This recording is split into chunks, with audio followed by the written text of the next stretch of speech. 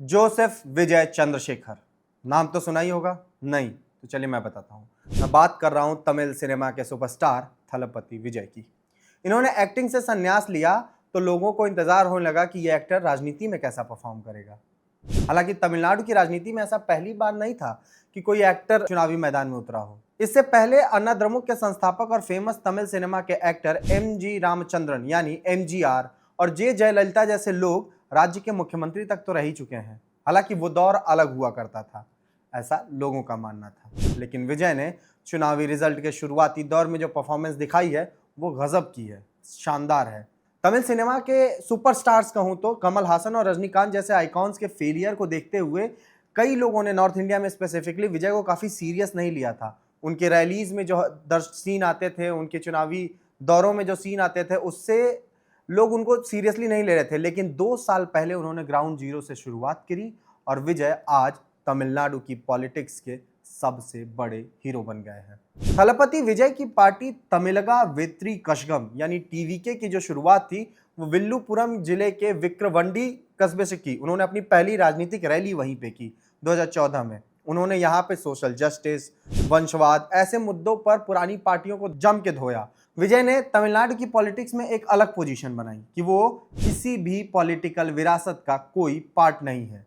वो द्रविड़ पहचान हो, धर्म या जाति की राजनीति हो, इन सब की बात नहीं करते। उनका फोकस गवर्नेंस, करप्शन, युवाओं को मिलने वाले मौकों, इन सब पर किया। उनका मैसेज क्लियर था कि द्रविड़ सिद्धांत और पिछले संघर्ष का सम्मान तो बना रहेगा, लेकिन अब बात इससे आगे की होगी।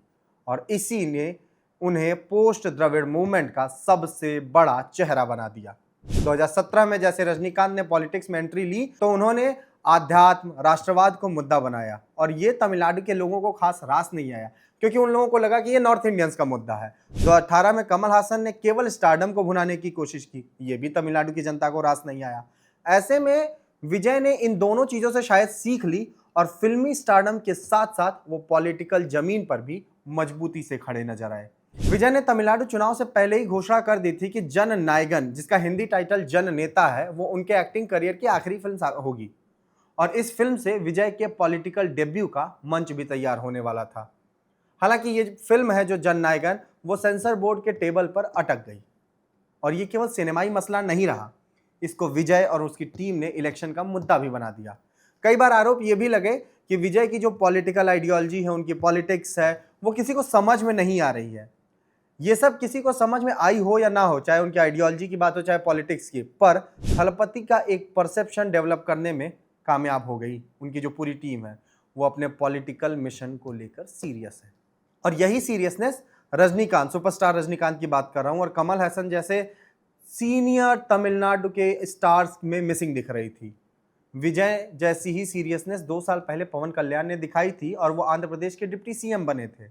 ऐसे में पहली ही बाजी में थलपति विजय रथ पर सवार हो गए, क्योंकि उन्होंने वही सीरियसनेस दिखाई जो पवन कल्याण ने दिखाई थी। और वीडियो रिकॉर्ड किए जाने तक जो थलपति विजय की पार्टी है टीवीके, उसको 110 सीटों पर बढ़त मिली हुई है। अब आगे क्या होगा ये जानने के लिए आपको बजरबट्टू दुनिया देखते रहना होगा। नमस्कार।